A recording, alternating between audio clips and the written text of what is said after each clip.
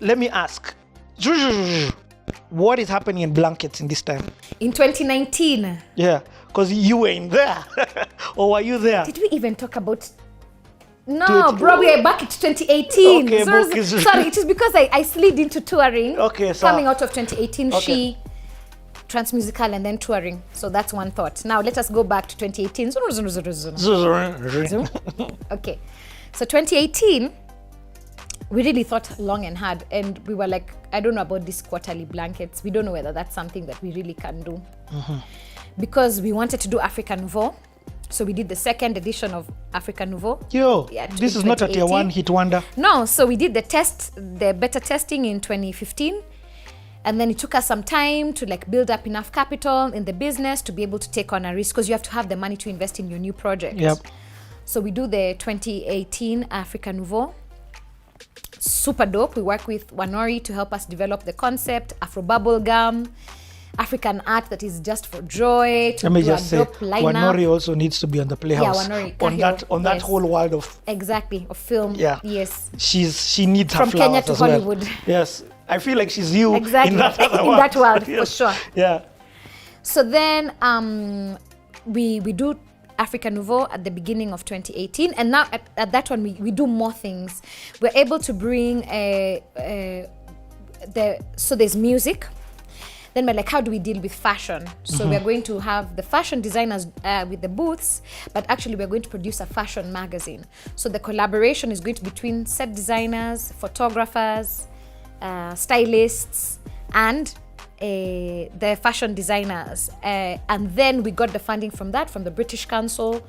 So because of that, we were able to bring in some people from the UK. Nice. To just do those collabs, like skill transfers, just to build out that network of, it was so dope. So we built multiple sets. We were able to do photography on set. I mean, it was just amazing. Africa Nouveau is like this. No, Africa Nouveau is magic. Yeah. Don't be cheated. You don't worry about how it's spelled. Just say it, Africa Nouveau. However, how you spell it is how you spell it. You don't worry. It means African new, right? And for us, it was really, I must say, our admiration, our love, the person who made us feel all these things is this new, young, multifaceted artists that we discovered in Nairobi. They were our, I don't know how else to say it. It's like they made us bloom again. We're just like, oh my God, there's so much more. There's such a big artistry coming up, and we just need to do our job with African Nouveau, just make the connections happen. Okay, I know watching this right now, there are those new Nairobis who don't know they're new Nairobis. Yeah. What is your definition of a new Nairobi? I think we need Teo to give the definition of Nairobi. But my understanding of it is a younger, they're all sort of in their early 20s, late teens, early 20s. Creatives, they're multi-hyphenated. So I'm a producer, and I'm also a fashion designer, and I also like photography. So they're not picking one version of the artistry. A lot of them are doing multiple versions of the artistry. They have a wider understanding of what it means to be Kenya. So they're not trying to replicate what they hear on the radio. They're trying to create an authentic lane for themselves. They're very connected with the global idea. So you're not thinking about how I want Kenyan fans. You're thinking I want fans. The world becomes your minimum base of who are my fans. There's a very strong spirit of collaboration. Everybody works with everybody for everything. And a lot of it got incubated at the Alchemist. So in the early days, the reason why there's such a strong affinity for artists and Alchemists, at least at the beginning, is because Alchemist was home. So finally, it's like Kenya National Theatre. How Kenya National Theatre is a home for playwrights, a place where artists can just go and spend the whole day kicking it. And there's a studio at the back. Yes, and then yes. There's a drum thing happening up at Kisimba there. There's like, you can do events easily as an artist. Deka had a studio there some time back. Yeah, Kina Deka were there with the bus, right? So what I always felt that was the only missing block for Nairobi was to connect, was to cross this artificial divide of Moi Avenue to the left and Moi Avenue to the right. This classism of Kenya. Yep. So, you know, in my mind, for example, the Gengeton movement is just as bona fide a part of New Nairobi exactly. as, let's say, EA Wave or Teo or Valerie Muthoni. You're all age mates, you're all making music, you're all recreating these ideas of Kenya, you're all expanding the narrative, you're all pushing the culture forward. So Cosmic Homies. Correct, Cosmic Homies. So for me, my idea is just like, you know, just an interface these things more and more, because class is just some capitalist colonial legacy bullshit. We don't need, it doesn't matter if you live in Runda or in Karen or in Umo or in Koma. Bro, we are all wilding to the same things. We're all speaking the same language. We're all trapped equally in this capitalism. We're all looking for our place in life. So I was very, and continue to be very, very, very, very inspired by the younger generation of artists. I always feel like when I want inspiration, I go down. Yep. I don't often go up looking for inspiration unless it's Beyonce, and then you know what I mean. You know what it is. It's just Beyonce. It is what it is. It is what it is. Let me say something. You've just blown my mind. That's what Ted Josiah did when he brought Kalamashaka from Dandora and Hardstone, and he began producing for them. That was bridging that gap. But we have to do it in our lifetime. We have to be the ones who finish this class thing. We have to use culture to finish this class thing. It's nonsense. It means nothing. Anybody in the middle class is one disease away from being completely broke. One corona. Completely, bro. Disease is far. Yeah, it's actually disease, one corona. Just max out your insurance. You see how real quick there's nothing. What do you mean? The middle class is now discovering kumbe they're not a middle class. You're just an earning class. And a survival class. So now during Corona, all of you are like on half salary. How many people have lost their jobs, their cushy jobs? How many people have had to like do backflips negotiating with their landlords? How many people have downsized their lives? Right? How many people are in depression? Thank you. So you're starting to realize, just because you live in a certain neighborhood doesn't make you any more important or any more valuable than somebody who lives in another neighborhood. The dignity, human dignity, the value of human life. We could go on and on. This is not a politics class. Okay, but I love that. So what you're telling me, and why I've made you articulate that is especially because of corporate and its ignorance about this new Nairobi. Yeah. So especially because corporate becomes our peers who now are in those jobs of decision making and power pooling. Yeah. So you're giving what was norm to you rather than give what is the movement. You're not observing the movement. You're not seeing the oneness of this. You're not seeing the oneness. You're not seeing the similarities. You're not asking how do I enrich these things, right? So that they don't need to be like ideas that are so separate from one another. They are not separate ideas. They are all young creators and they're all looking to mold an identity of themselves based on where they are. So just marry these worlds. So anyway, that one, I've loved it. Yeah, but we still have some way to go, and that's why I feel grateful. Like even as I'm saying these things, it means that you guys are going to hold us accountable. Because if the things that I'm saying don't come to be, then I was just gassing you up, no? I was just wasting everybody's time and trying to make myself look good and CTA. Yeah. So we have to make it happen. It's our responsibility. We definitely feel that way about Africa Nouveau. It's our responsibility to utilize that platform to erase class. That's so huge. So there's some parts of class that we will not be able to erase because they are systemic. But what is within our power to congregate people, to welcome people, to allow, to foster this thing to happen, we're going to do it. So that's 2018. So we had a beautiful Nouveau. We built art installations, visual artists. We just like called a bunch of people. We're like, yo, we have budget, make for us my things. So art installations, I would like to apologize. In one of the CTAs, the previous one about festivals, I feel like I may have undersold. I said that festivals is you, your friends, your homies, music programming, but I also forgot to say moments of wonder. You create moments of wonder through multiple ways. One of them is art installations. And art installations, like when you see Tomorrowland, for example, you know the way the stage has like this thing that looks like it's like a key art thing, like a key book. Or when you see pictures of Coachella and then you see like, or Burning Man, then you see like these things that were floating in the sky. It's art. It's just large scale art. Those are called art installations. Correct. That Yes, so those are called large scale. They are large scale art pieces that often are for you interact with it, but the main thing it's meant to elicit a sense of wonder. So with Africa Nouveau, we are very intentional to create. Us guys believe in Africa for Africa by Africans, African coolness, African dopeness. We've been dope a long time. Then they came here and tried to erase us. So now we are saying we are the generation that is remembering. We're remembering ourselves, we're remembering our ancestors, we're remembering our cousins who were stolen in slavery. So the diaspora for us isn't like some weird people. It's like, you're my cousin who grew up in London. So my job is to welcome you back home. And also you can teach me some things about where you come from, and me, I can teach you some things about where I come from. Right? So how do we make sure that the black children of this world are connected? That's what Africa Nouveau is for. You can't even play at Africa Nouveau if you're not of African origin. We're like, sorry, this thing is Africa by Africans for Africans, to remember and to celebrate our greatness. We invoke the ancestors. We are writing a new mythology. So Afro Bubblegum is like, imagine, fun, frivolous, joy. That is the purpose of this thing. Make up a whole new mythology. So Africa Nouveau is one of the most fun projects for us. It sounds so, where was this one held? Ngong Racecourse. Okay. So I will say we had the feedback. Africa Nouveau is a camping festival. So that was the last one that will ever be in the city. Africa Nouveau, when festivals come back in the year of our Lord 2022. 2020. Hey, there was a vaccine 2022, guys. 2021 bado tutakuwa trizex sana. We'll still be in trizex. In the year of an election is maybe when festivals will come back for real. Okay. So what was the feedback that you got?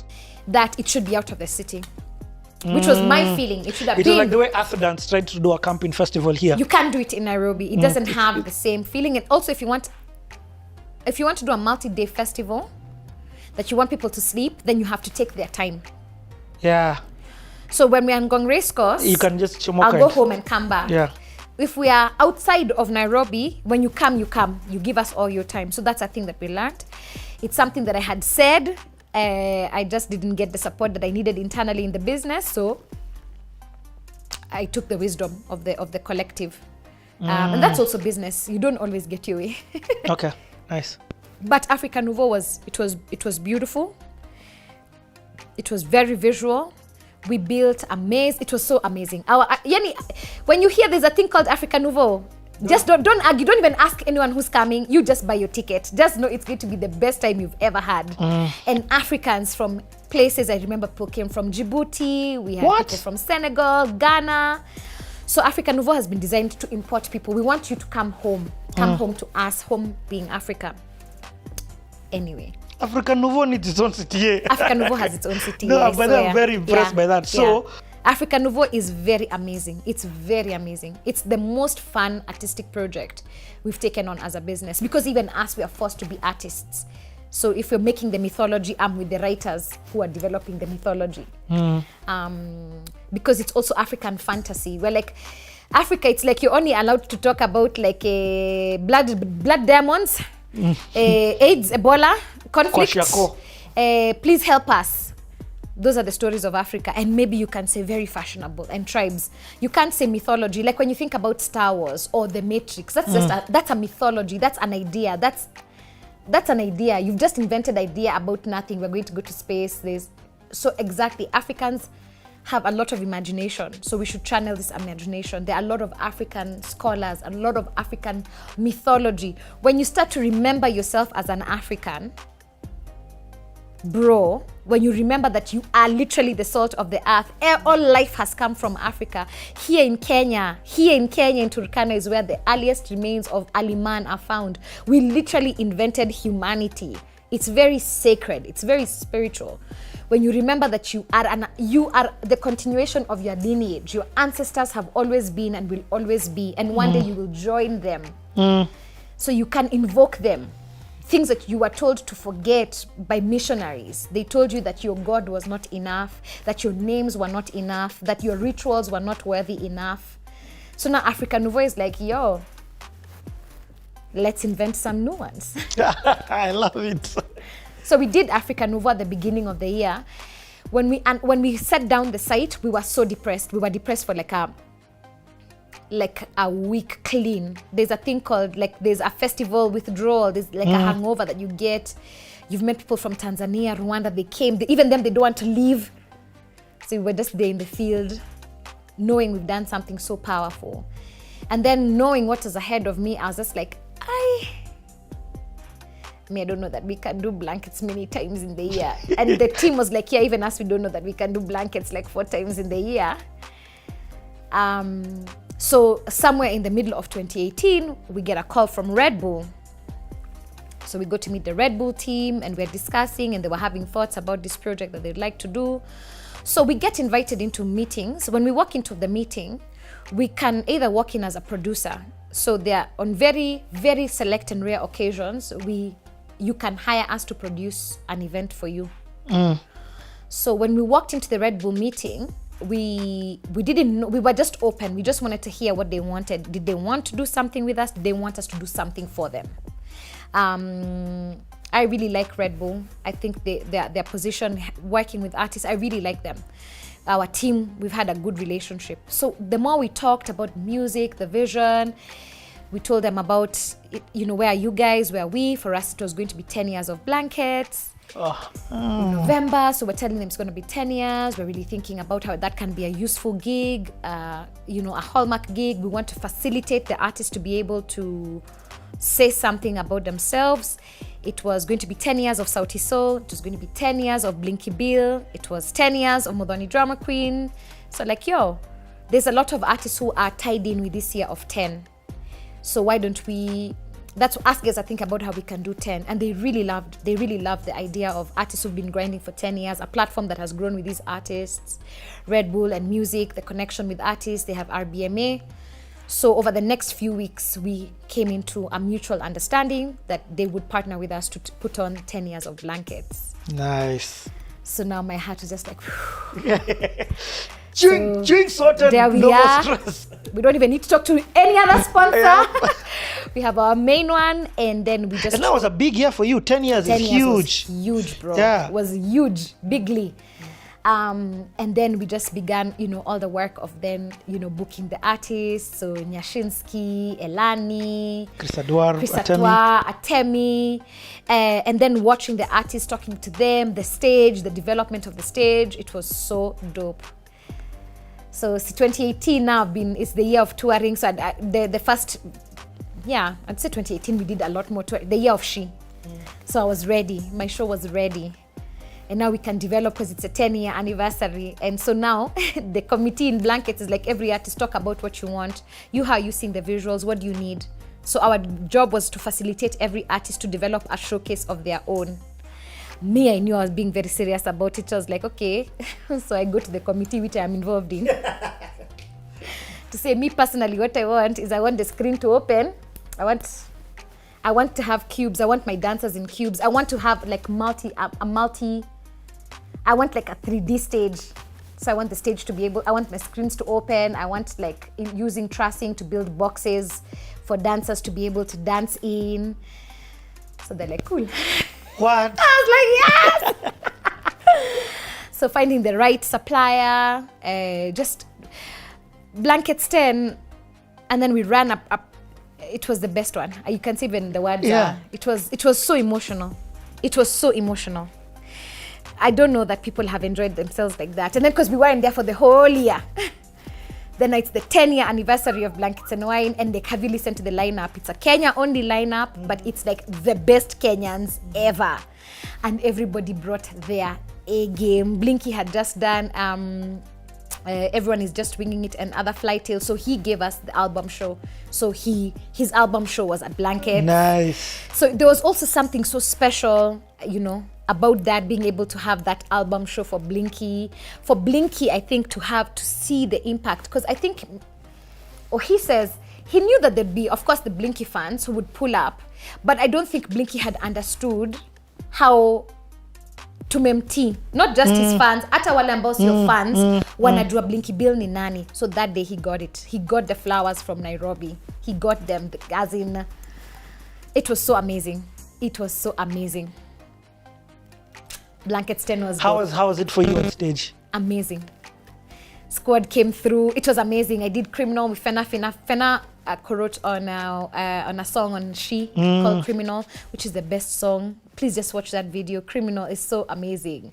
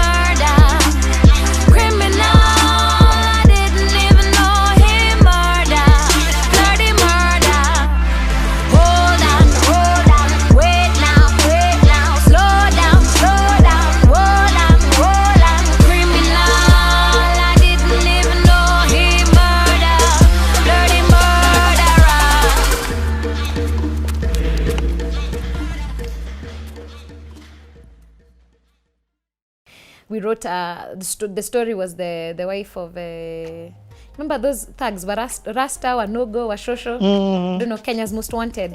So the last one who was gunned down, his wife didn't know he was a criminal. She discovered when he was killed. What? And as a kid, I remember watching the news and just seeing her face and the confusion of it all. So when I was writing she came to my mind and I was like, man, imagine you didn't even know that this guy is a criminal and now he's dead. Then he's left you with his kids. He had kids from another marriage. His family disowned. The community threw her out. Anyway, listen to Criminal. And the video is amazing. Ludo did the video. So just to have that moment now. Was that the first time Nyashinsky was also Grace in a Blanket? That's the first time the Nyashinsky Grace blankets. Guy. Now, have you ever tried to not be a fanboy? You know, just that, like, just be chill. Just be chill. Just be chill. Just be cool. Be cool, dude. Don't be that guy.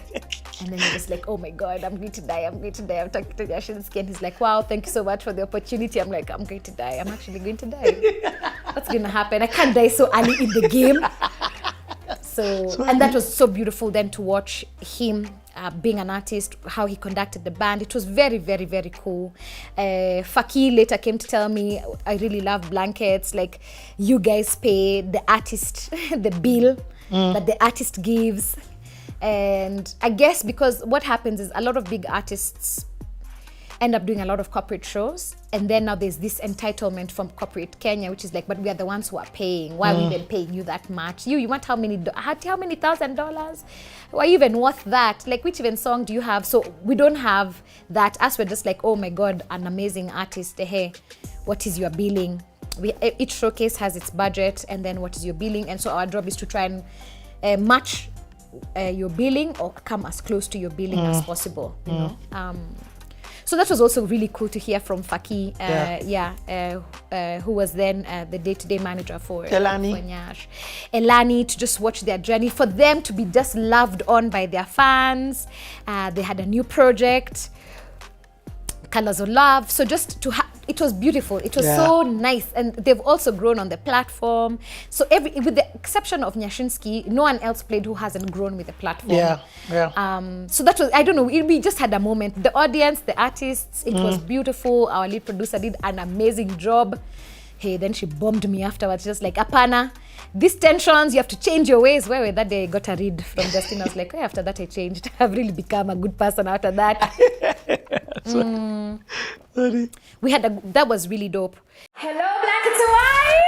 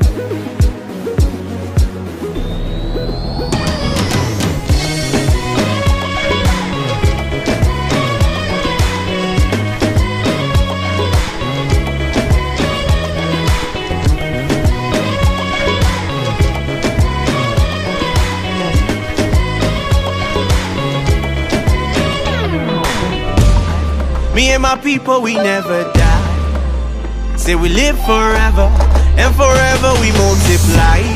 And wherever we go, nini waneza nisho, takasi na kitu, uko na mimi kila siku, wewe pekee.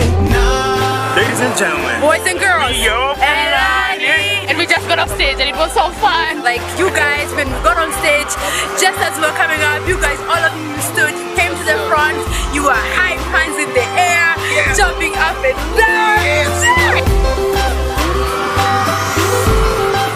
It's been a dream come true to play Blankets. Nothing but love to Muthoni, and here's to more 100 years.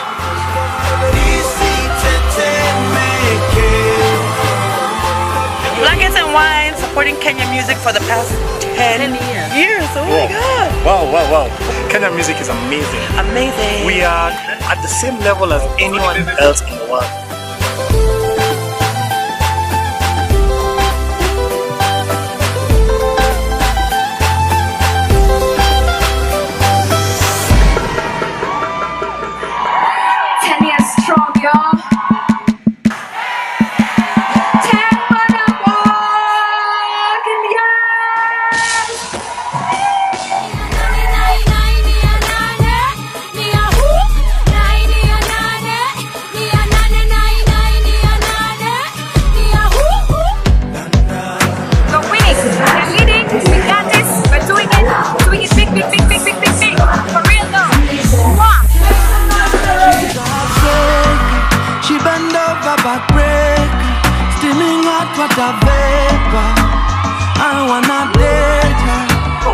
Blankets and Wine.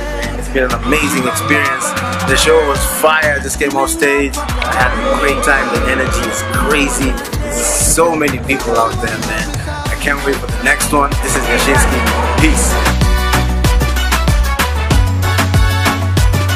Such a good audience. So much.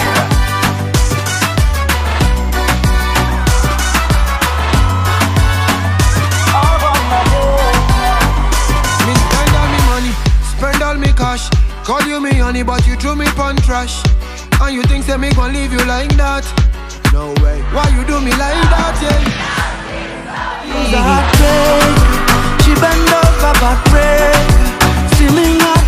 Blankets and Wine, 10 years together. It's been so amazing.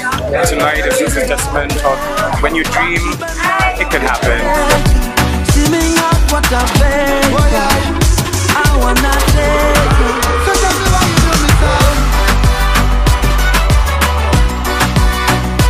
Blankets and Wine, 10 years, man. It's like fine wine. It gets better every time. So tell me why you do me so.